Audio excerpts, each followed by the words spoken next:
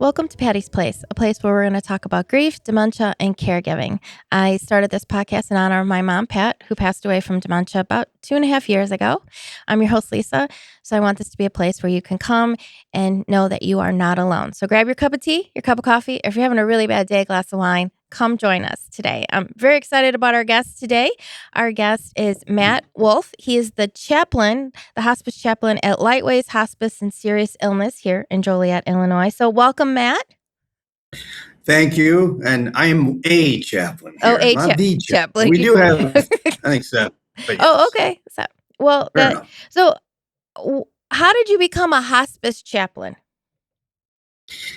I wish it was an exciting story, but the bottom line is I was working at Riverside Hospital down in Kankakee. I still do some part-time work there, and my time with them had ended. They didn't have any full-time positions, so I was looking, and I just happened to find one of the chaplains who works here. I just happened to see him at, I think it was a church event, and he said, "Hey, have you ever considered hospice?" I said, not real interested, but he pushed a little bit and said, "They happen to be hiring. So if you want to make a call, I can set something up." So I did, and I did a little research, and here we are 4 years later.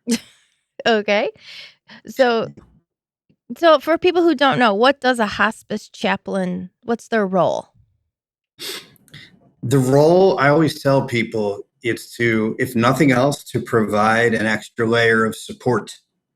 Now, what does that look like? It can look like many different things. Some people want some spiritual guidance. Some people like to ask the existential questions. Why does a loving God allow my mother to go through dementia? Mm-hmm. Some people just simply want company. There was a guy I visited the other day, and he has ALS, and unfortunately he can't verbalize. Mm-hmm. He just wanted someone to come and watch a few innings of the White Sox game. I didn't learn that in seminary, but that's something you do, because that's what we call just being present, being with the person. So a very short answer is, I don't do as much as I be. Does that make sense? Yes. And really the chaplain too isn't just for the person who has the illness. They're also for the caregiver as well. No. Yeah. I would think probably more than the other disciplines, whether it's the nurse or the CNA, social worker, music, massage. I think the chaplain probably works more with family than they realize. It's because I'm not medical. Mm-hmm. I can't change a Foley. I can't really give you a great answer about medication and how to turn your loved one over if they have bed sores. I can certainly give the information to the right person, but the fact of the matter is, and I would, like right before we started here, I'm at our inpatient unit in Joliet, and I just happened to run into a family in the kitchen, and all I told them was, one of the things we want to make sure of, no matter what our role here is to make sure that you are not walking through this alone, period. And if that's the only thing they remember from a chaplain visit, okay. Well, yeah, because you do feel very much alone when you're a caregiver. Even when you're with other people, it is a very lonely road to walk with it. It is. And one thing I need to remember, and I have to remind myself, is I can walk away from someone's home or wherever their facility is, and I go about my day. Mm-hmm. But, and you know this, yeah. You don't. You go about your day, which is the same thing it was before I walked in, and that's caring for, in your case, your mom. Right. Yeah. And I'm sure, as you mentioned before, like that you get that spirituality question all the time, but let's talk a little bit about spirituality and dying. So let's start with the patient. Like how do you guide them, especially, if they're scared or, I'm sure, like you said, you get all those existential questions. A lot of existential questions, and those are the best. Those are my favorite kind of visits, because that tells me that the patient is thinking, and they're not trying to put on a front like, "Oh, everything's fine, I got this." Well, no, everything's not fine. and everything's not fine with the family, and that's okay. But I think for me, the number one rule is when I'm asked an existential question, I can't answer. And I'm not going to pretend, in other words, if someone says, well, why does a loving God allow someone to die? You didn't do anything wrong. Mm. It wouldn't be right for me to say, well, that's because your mom stole candy in third grade. Right. That's just not how it works.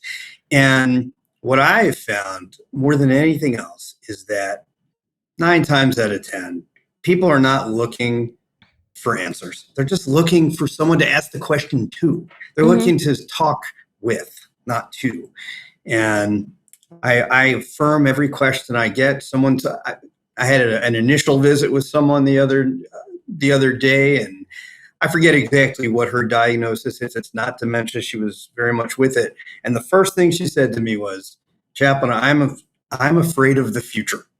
Mm. That's what she said. That wasn't a question, but it was. Right. So what I did, I just repeated her. I said, you're afraid of the future? I said, I am too at times. It's scary to live in the unknown. And no, I didn't give her an actual response, but she knew that I was listening, and she knew that I cared about what she said. And because that was at the beginning of the visit, the rest of the visit was very smooth. And you establish trust that way. Yeah, like you said, because sometimes they just want. Because I would think it's probably you probably see a lot of different family dynamics, and sometimes the person who's ill can't have those conversations with family members sometimes. Exactly. Or they just don't want to. Right. It's kind of like the kid in school is going to give the teacher a much different answer than they would give their parent. Because there's a different level of trust. And I understand that. Listen, if I were in a situation where I was terminally ill or seriously ill, I would feel much better, much more comfortable talking to someone who was not in my direct family about life, death, dying, pain, isolation, meaning than I would, my daughter or my wife. They got enough to worry about. Right.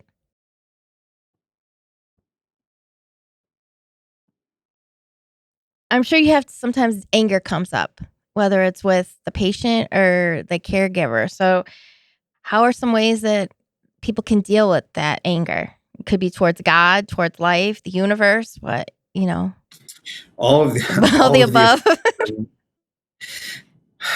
Yes, and anger in and of itself is not an awful thing. It's a secondary emotion, and it's always. And I get angry about things too. We all do. But what's behind the anger? Is it shame? Is it guilt? Is it sadness? Is it just fear? And a lot of anger is fear-based, and kind of goes back to what I said earlier. A lot of people are afraid of the unknown, even if we're staunch Christian, staunch believers, or whatever your background is. And our faith tells us, well, we're going to go to a better place. That's all well and good, but it doesn't always take away the fear in the here and now. So to answer your question, I will never try to stifle someone's anger. I'll affirm it. I'll validate it.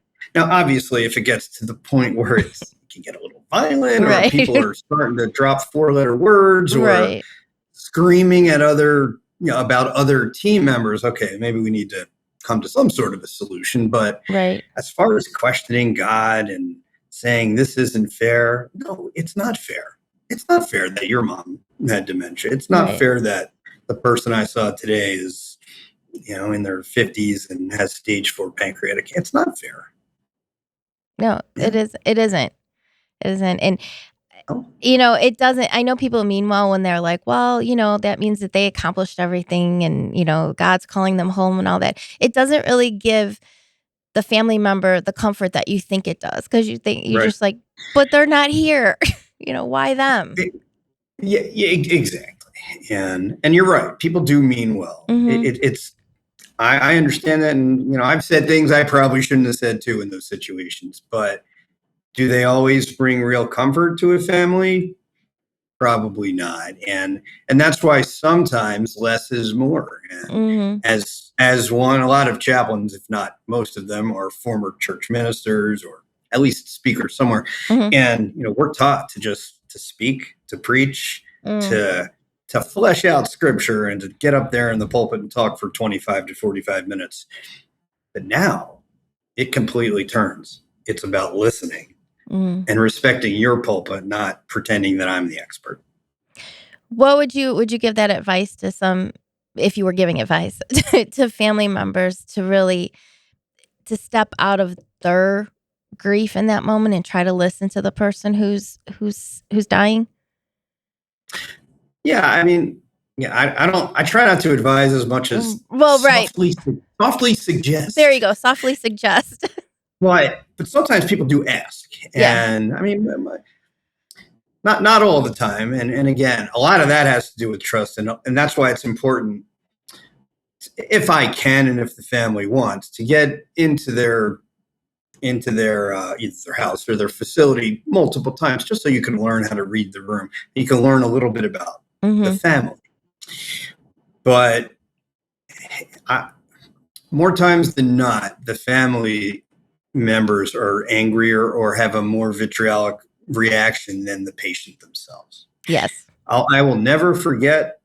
There's a guy in his 40s, relatively young guy, and he was dying. He knew he was dying, and he had a wife and two relatively young kids. And he just said to me, "He's like, listen, I have the easy part." Mhm. And I was thinking, like, well, and then it made sense. He's like, listen, I'm going to go.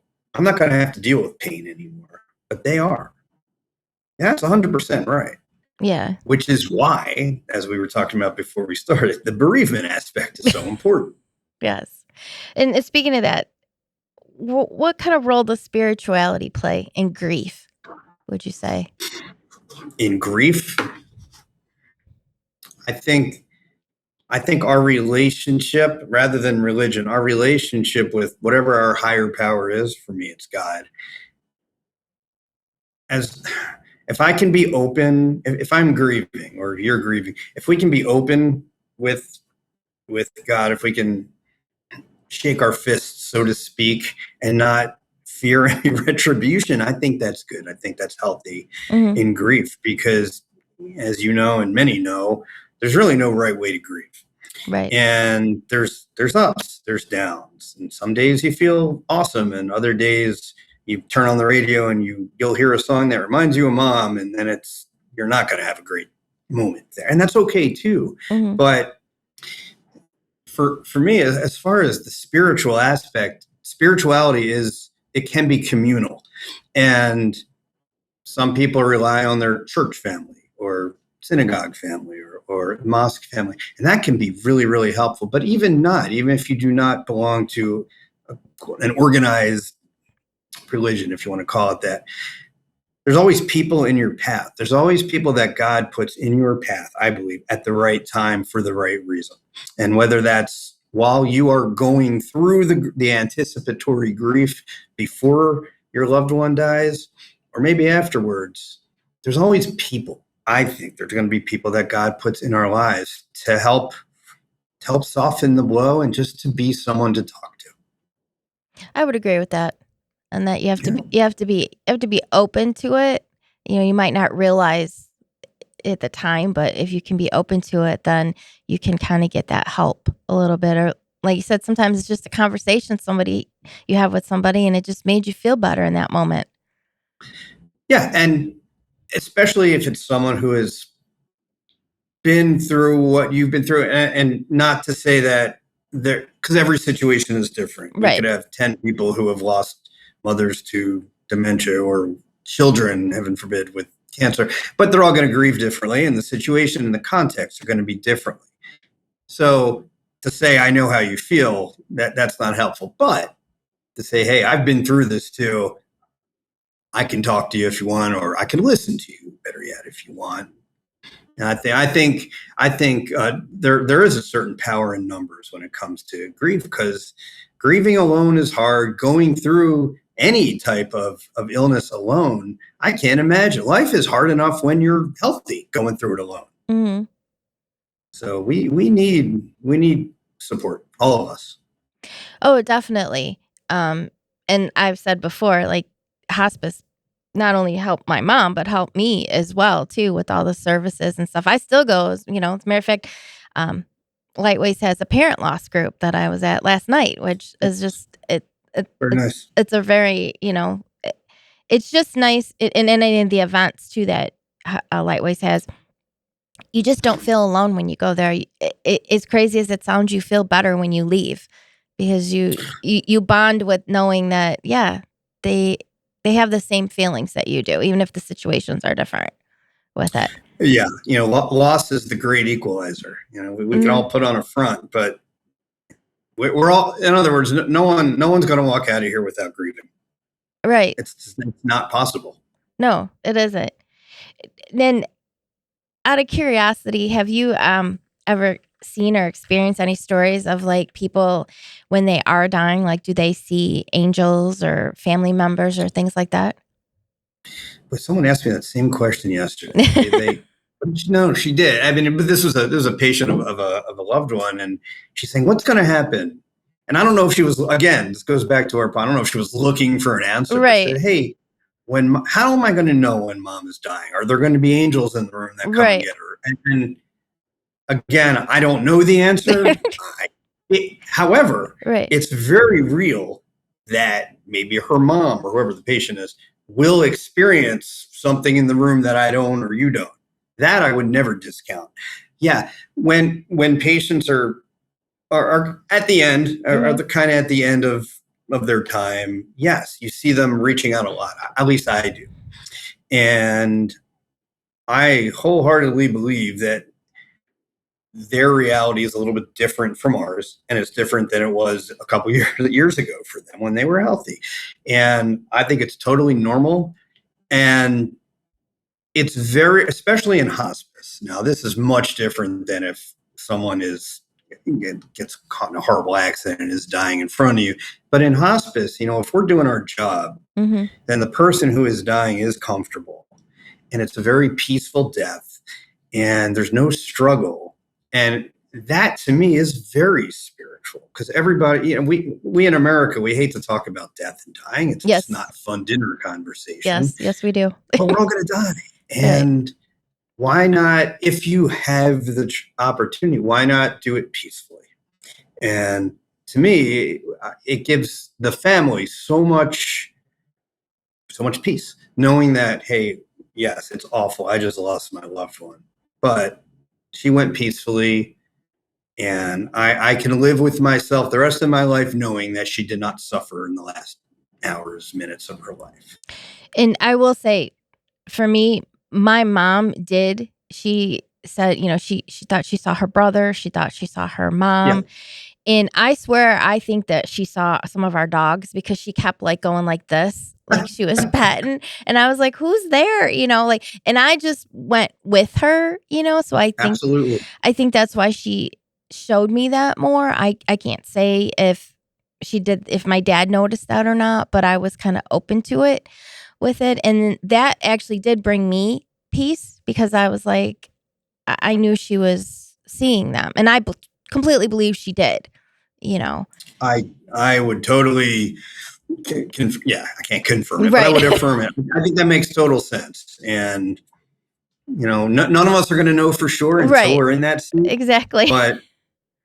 But that gives me peace, and right now my family, for the most part, is not ill. They're pretty healthy. But if and when it gets to the point where they're nearing the end, okay, I will firmly believe that yes, they're experiencing some peace that we've seen here. Yeah. I mean, and it is hard though to see it. So, like, from a caregiver point of view, again, that becomes something it, to be open and to be able to give that person who's dying that space, that opportunity to do that in front of you. Because I think they sense, Absolutely.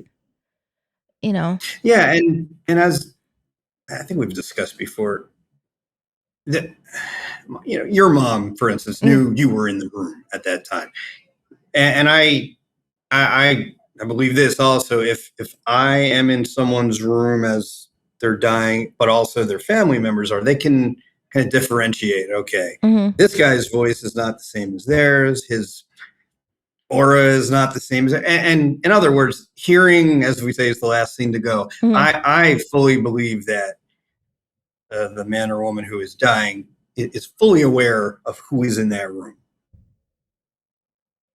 Well, that can be comfort. So, Yeah, absolutely. and as a matter of fact, well, my mom picked out all her songs for her service way before she got sick. I She remember. yes, Yes. her Barry Manilow and her Barbara Streisand and all that.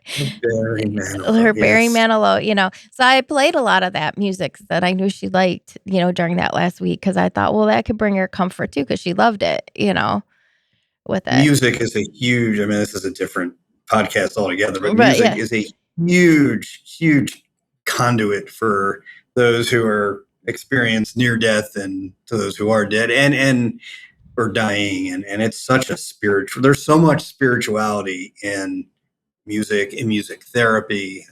Again, that's not the point of this particular chat, but there's a reason that we have music therapists in us. oh yeah, yeah. It really is. It's amazing what it does. I So, agree.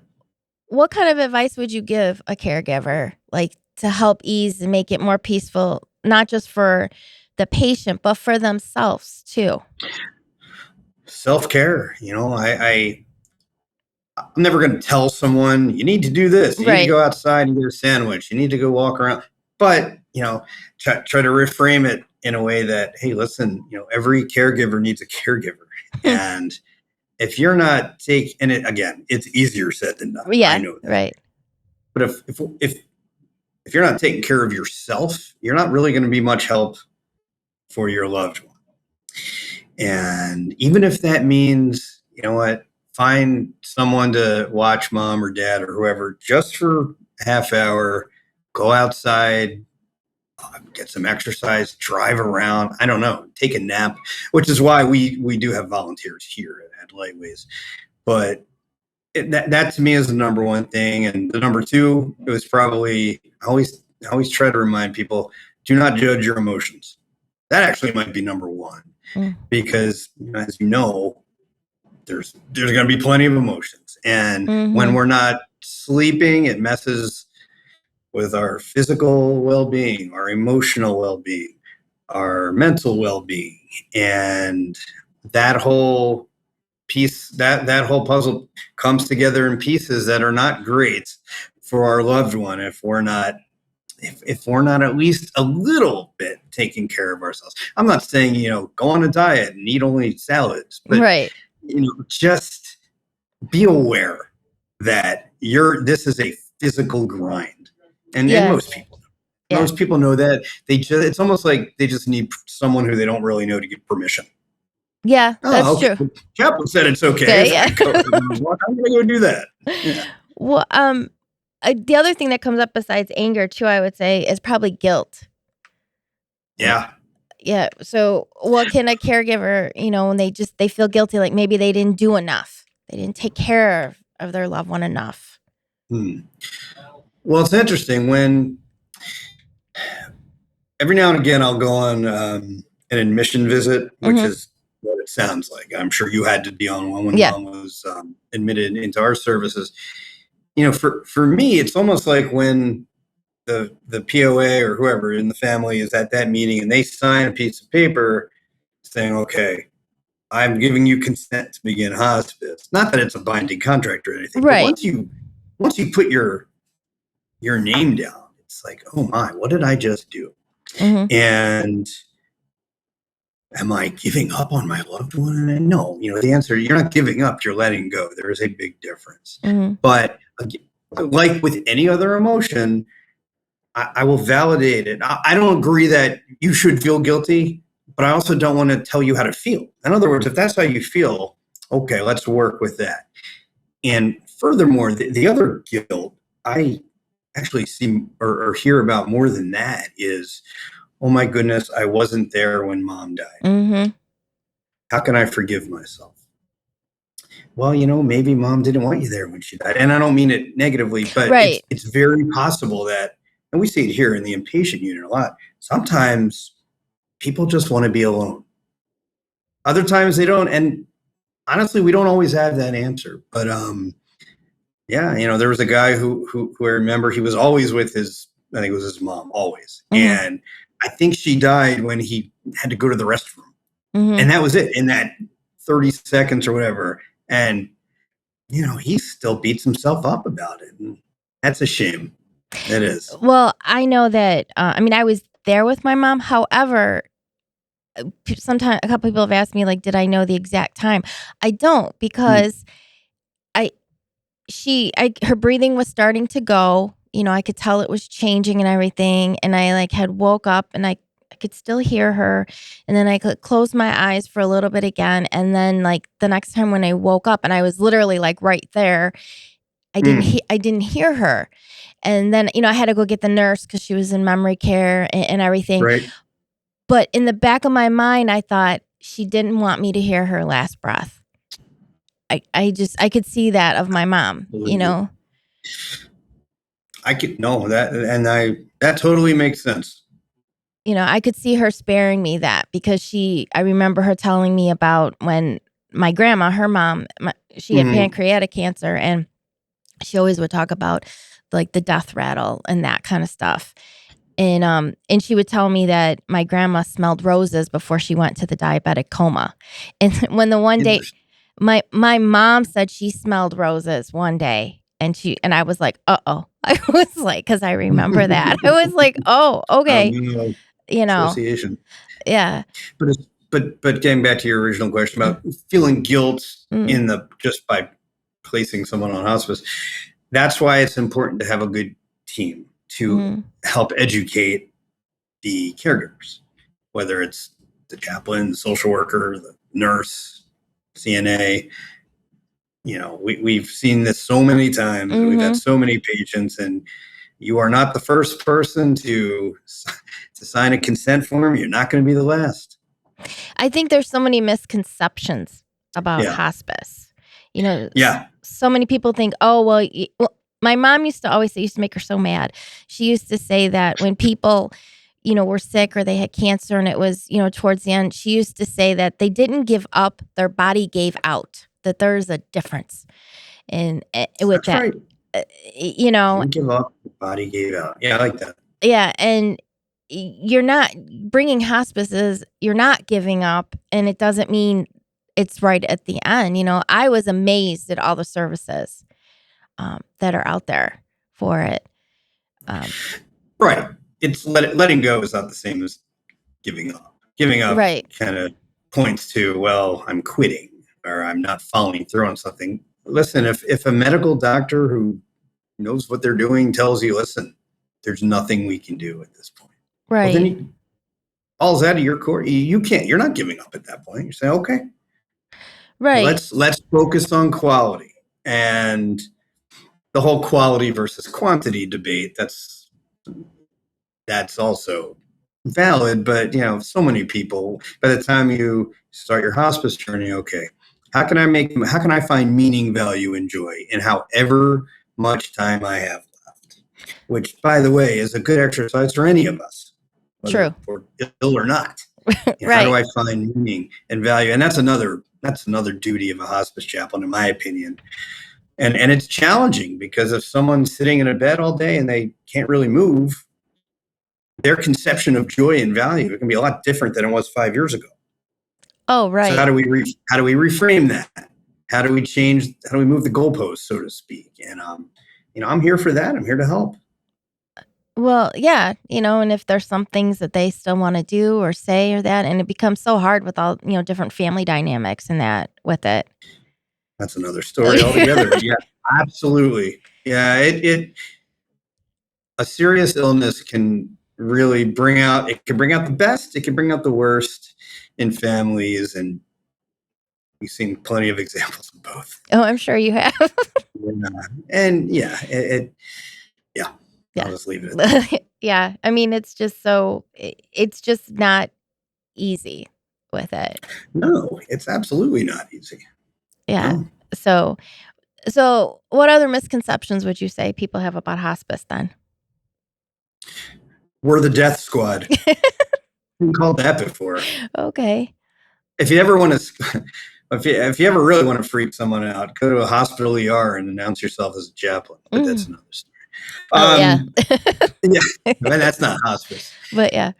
I think that the misconception, and this is why I struggle a little bit when people are given an exact number, like, well, mom has anywhere between 7 and 9 days left. We Right. don't Right. Now, for Medicare purposes, we've got to assume that it's 6 months or less. Now, Right.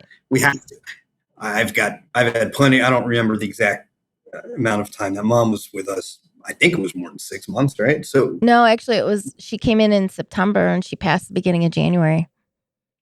really, it was only 4 months. Yeah. Okay. Right. Well, then some examples. Look, I've had people in our care since I started in 2022. You never know. Right. You don't know. So I think, anyway, to your question, one of the misconceptions is, okay, I just started hospice. That means they're going to die tomorrow. Mm-hmm. And you could still, I don't see it a whole lot, but some people, if they're well enough while they're under our care, can go. They can leave. They can go to Wisconsin and go visit their friend. I had someone go to Mardi Gras, and now we had to contact one of the hospice places in New Orleans just to make sure. But you can do that. I had another patient go to a concert at Soldier Field. Obviously, it's not the same as it was before, but you're still living. You're still able to, at least in part, live your life, and that goes back to the meaning, value, and joy. Yes. Yes, with it all. Well, I would definitely I tell everybody that if you get to that point, you should bring hospice in because you have so many resources, not just for the patient, but for the caregiver. And you always forget as a caregiver that you do need help too with it. Yeah, there's that. Every time I drive home on 80, there's that big billboard that says it's okay not to be okay. I don't know if you've seen that. And it's a good reminder, Right. And I don't know if I said this earlier or maybe I said it to someone else today, but I worry a lot more about the caregivers who tell me that everything's fine, there's nothing wrong, than the ones who say, I am really struggling, I'm having a terrible day, I'm pulling my hair out. At least you're being honest. Yeah. I can respect that. Yeah. It's okay to not be okay. It's hard. Yeah. It's hard, but Absolutely. And sometimes you do need to kind of reach down and be maybe a little stronger. I don't like to use that word. Then maybe you want to be, even if it's just in that moment. If there's other people in your family who are really breaking down, maybe you need to kind of at that time become a little bit more firm or just a little bit more stoic, for lack of a better. That doesn't mean you don't break down later. Right. As long as you give yourself time to experience all the emotions, that's all you can do. Yeah, I just think that, I think that's very important that we need to feel the feelings because Feel the feelings. Amen. Because you're not going to run away from them, even if you think that you are. Well, you can run away from them, but you're not going to hide from them. That's right. You won't hide from them at all. Well, yeah. Someone told me once, if you don't respect your feelings, they're going to come out sideways. And that's when you get to anger, and that's another story altogether. Yeah, yes. That's when it gets really crazy. Yeah. Yes. But yeah, I mean, and you did my mom's service too, so it was very much her, and I was very happy with that for it. Yeah, that was one of the coldest days I can remember. Yes, it was. Yes, I can remember. I'm guessing it was sometime in January. It was January, yeah. Yes, and you and Dad and everybody else involved did a great job really celebrating her life, and that's you and many others. Really, it's not that you want hospice as part of your life, but you embraced it. You embraced the fact that, okay, mom's not coming back from this. It stinks. It's unfortunate. It's not fair. So what do we do to honor her life the best we can in these last 4 months? And you did that. Yeah. Well, I just wanted to do what was best for her, which is hard, I just want her to have peace. It's really hard with someone with dementia or Alzheimer's or any of the cerebrovascular diseases, because unless you talked about this way ahead of time, you're not 100% sure what is right, because you're not getting that validation from mom. Well, my mom told me long before she got sick what she wanted for her service and for all of that. Okay, Oh, fair yeah. enough. Well, Yeah, she used to say that it was gonna be by invitation only. by invitation Because she only. used to say, because if they didn't talk to me and didn't like me when I was alive, they shouldn't be coming to see me when I'm dead. That's what she said. You tell them, Pat. And I was That's right. like, Mom, what am I supposed to do if they're not on the list? She's like, well, I don't care because I'll be dead. She was like, Yeah, she's not gonna have much of a say in that.